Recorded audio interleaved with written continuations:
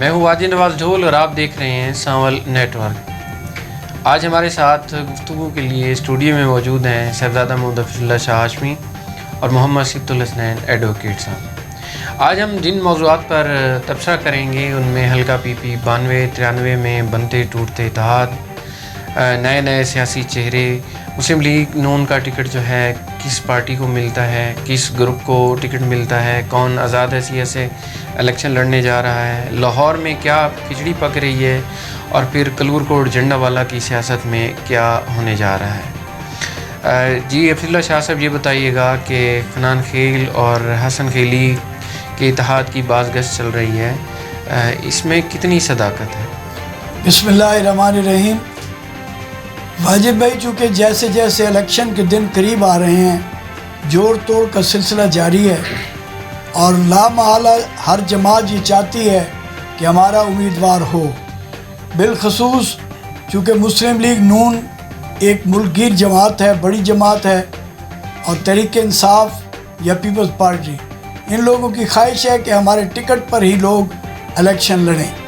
اب چونکہ اس وقت تحریک انصاف کے جو معاملات ہیں وہ کلیئر نہیں ہو رہے، اور مسلم لیگ نون کو ہی ہر شخص یہ ذہن بنائے ہوئے ہے کہ میاں نواز شریف ہی شاید وزیر اعظم پاکستان آئندہ ہوں، تو اس سلسلہ میں مسلم لیگ کا ورک تیز ہے اور وہ ہر حلقے میں اپنا امیدوار کھڑا کرنا چاہتے ہیں۔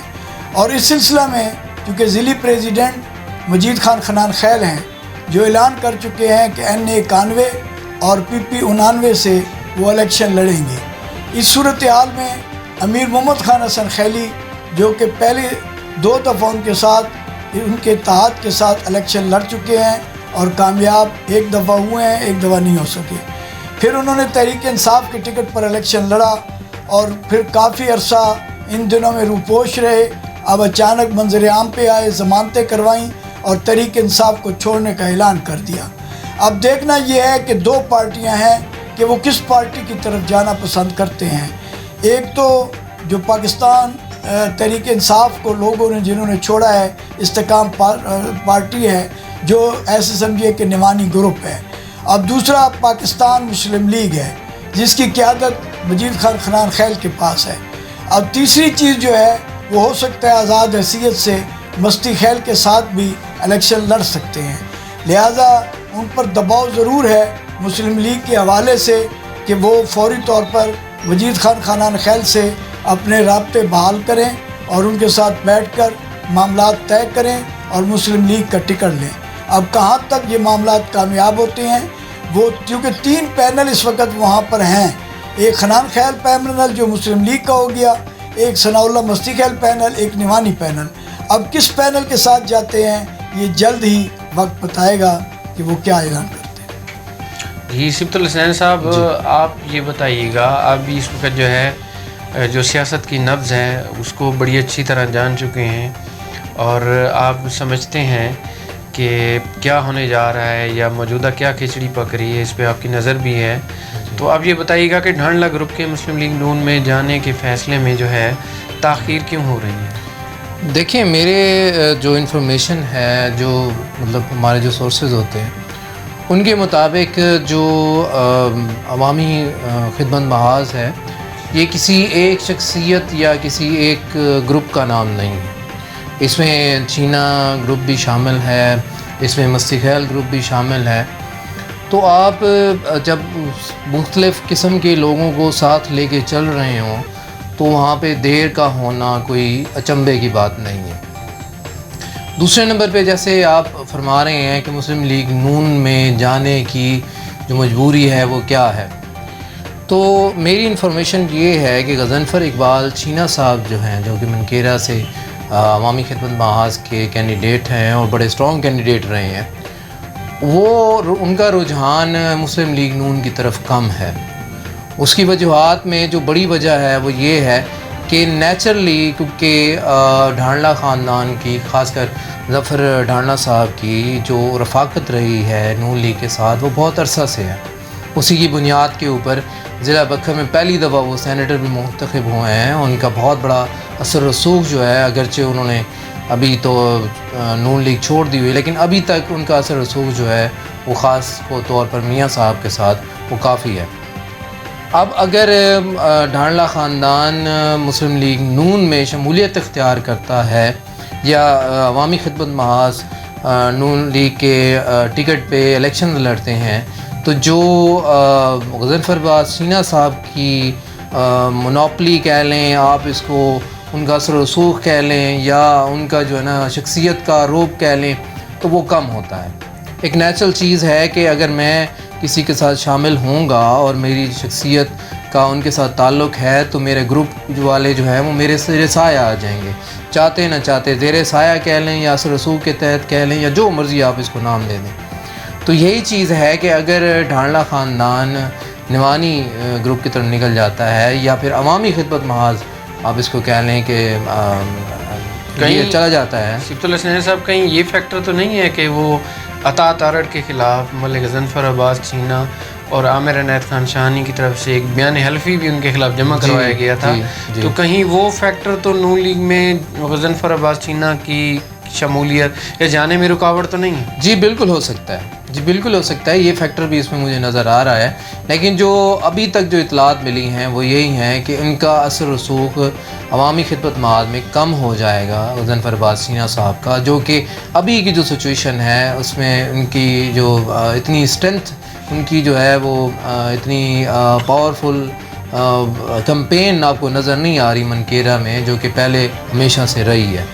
تو اس کا فائدہ اگرچہ سعید اکبر خان نعمانی صاحب کو الٹیمیٹلی ہونا ہے، لیکن اگر نون لیگ میں جاتے ہیں تو ان کی جو جیسے میں نے عرض کیا اثر رسوخ وہ کم ہوتا ہے۔ دوسرا ایلیمنٹ جو جیسے آپ کہہ رہے ہیں عطا تارڑ صاحب والا بھی، کیونکہ انہوں نے بیان حلفی جمع کروائے تھے، وہ بھی ہے، لیکن زیادہ جو ہے جو مسئلہ ہے وہ یہی ہے۔ ٹھیک ہے جی افضل اللہ شاہ صاحب، اسی جو ریلیونٹ کویسچن سبط الحسنین صاحب سے پوچھا ہے تو وہ ایک اسپیسیفک گروپ کے حوالے سے پوچھا ہے، آپ کے پاس کیا اطلاعات ہیں کہ مسلم لیگ نون کے جو ٹکٹس ہیں ضلع بکھر میں کسے ملنے جا رہے ہیں، کون کون امیدوار ہیں، کس کا قرعہ نکل سکتا ہے؟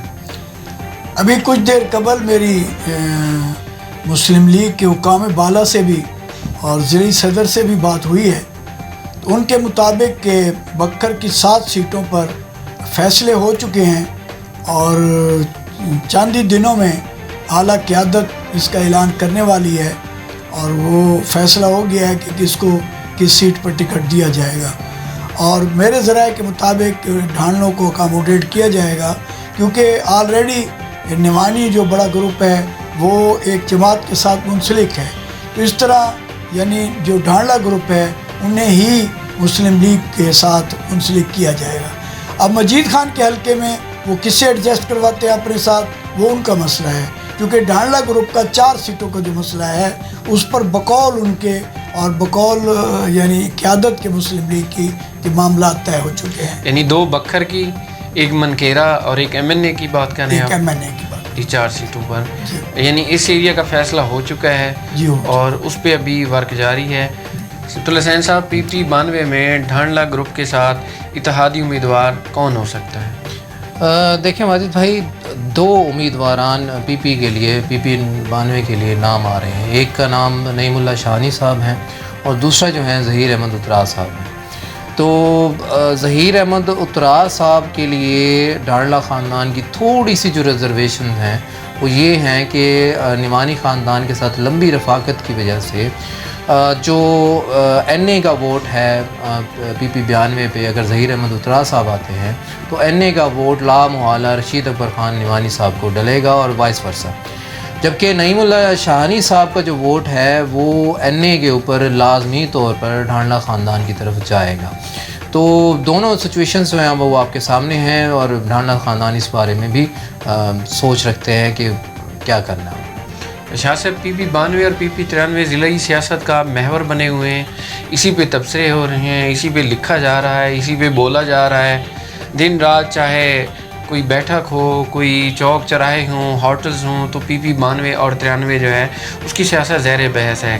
آپ ہمارے ناظرین کو پروگرام ختم ہونے سے قبل یہ بطور سینئر اینالسٹ آپ کا ایک تجربہ بھی ہے، 40 سال سے زائد عمر آپ کی صحافت میں گزر چکی ہے، آپ کیا سمجھتے ہیں کہ PP 92 اور 93 میں कौन सा नया इतिहाद आमिर और नवानी यानी नवानी आमिर शानी इतिहाद के बाद काउंटर में कौन सा इतिहाद बनने जा रहा है? वाजिद भाई आपकी बात बिल्कुल दुरुस्त है। अक्सर देखा गया है कि ज़्यादातर जो भी डिस्कस होती है वो PP 92 और 93 पे हो रही है। उसकी वजह यह है कि पहले से हल्के सारे मौजूद थे, उनमें उम्मीदवार भी पहले से मौजूद हैं। शायद कोई एक आध नया आ जाए तो हो, इसलिए उस पर डिस्कस नहीं होती। अब PP 92 जो पहले तहसील बक्खर जो है 2 हिस्सों में तकसीम हो चुकी है। एक PP नया हल्का बनने से PP 93 बन गया है। अब इसलिए इन 2 हल्कों पे डिस्कस बहुत ज़्यादा हो रही है। और आप देखें कि PP 92 के लिए जोड़ तोड़ भी हुआ है। अब शाहानी यानी आप देखें कि वो आमिर अनैत निवानियों की तरफ आया है। अब देखना ये है कि जैसा कि 2 बड़े ग्रुप हैं और इसी तरह जमातें भी हैं, जमातों में भी कैंडिडेट होने हैं, उन्होंने लाजमी बात है। अब ये 2 ग्रुप जो हैं इन्होंने फाइनल करना है जो कि PP 93 है। ज़्यादा फाइनल तो वो करना है, PP 92 तो ऐसे समझे तकरीबन फाइनल है उनका। अब उसमें ये देख रहे हैं 2 ग्रुप जो है बड़े ग्रुप हैं कि हम क्या करें। ख़ानदान में भी बहुत से इनके कैंडिडेट हैं। अब यही बात देख रहे हैं, इम्पोर्टेड उम्मीदवार भी लाया जा सकता है। इम्पोर्टेड उम्मीदवार की भी शुनीद है, लेकिन 92 में ज़्यादा है। 93 की निस्बत, जैसा कि मैं पहले बता चुका हूँ कि वहाँ कोई ऐसी ख़ास कोई मजबूत नहीं है जो लाना चाहते हैं, तो वो शायद वहाँ कामयाब न करवा सकें। PP 92 में एक आध सुना है लेकिन कन्फर्म नहीं है। हाँ, ये ज़रूर है कि ढांडला ख़ानदान की पैर दर पैर मीटिंगें हो रही हैं, उनमें चूँकि बहुत ज़्यादा उम्मीदवार हैं। मैंने सुना है कि किसी को ज़िला कौंसल, किसी को बल्दिया और किसी को यूनियन कौंसलों तकसीम करके दी जा रही हैं। और अब जो निवानी ग्रुप है वो देख रहे हैं कि अब कौन उसमें आएगा। जो मेरे पास रिपोर्ट है वो शोएब रशीद निवानी की भी है। हो सकता है कि ख़ानदान में उनकी सुलह हो जाए और हबीब खान निवानी भी आ सकता है। नहीं तो तीसरी जो सूरत है कि अगर नईमुल्लाह खान को और हबीब खान को और इन लोगों को एडजस्ट न किया गया, तो जिस तरह नईमुल्लाह खान की MNA के उम्मीदवार हैं तहरीक इंसाफ की तरफ से, तो उनके साथ दीगर जो हबीब खान निवानी वगैरह हैं ये साथ आकर तीसरा ग्रुप बना सकते हैं। जी नाज़रीन, अभी एक बात की वजाहत ये भी करता चलूँ कि PP 92 में जिस इम्पोर्टेड उम्मीदवार की बात की जा रही है वो अलीम खान नहीं है, कोई भी हो सकता है XYZ। और तीसरी एक और खबर चल रही है, मुस्लिम लीग नून से है, और वो मुस्लिम लीग नून से है। शाह साहब ने इस हवाले से एक आपको जो है लिंक भी दे दिया है। तो एक और बात की भी वजाहत सामने आई है कि गुज़िश्ता रोज़ मुस्लिम कोर्ट में अली खान ढांडला और मलिक ज़हीर उत्तरा की एक पिक्चर वायरल हुई है जिसमें वो इकट्ठे किसी कुलखानी में मौजूद हैं। तो वो भी बड़ी मायने खेज़ है। लेकिन दूसरी तरफ अली खान की तरफ से एक वजाहती बयान भी जारी किया गया है कि वो बाई चांस जो है कुलखानी में हम इकट्ठे हो गए हैं। और कुलखानी के बाद अमूमन देहातों में ये होता है कि मेहमानों की जो सेवा है चाय वगैरह से की जाती है, तो वहाँ पे इकट्ठे हो गए हैं। तो एक बाई चांस मुलाकात है, लेकिन ये मुलाकात कोई बाई चांस बेशक ज़रूर हो, लेकिन अभी जो माहौल चल रहा है उसमें ये बड़ी मायने खेज़ है।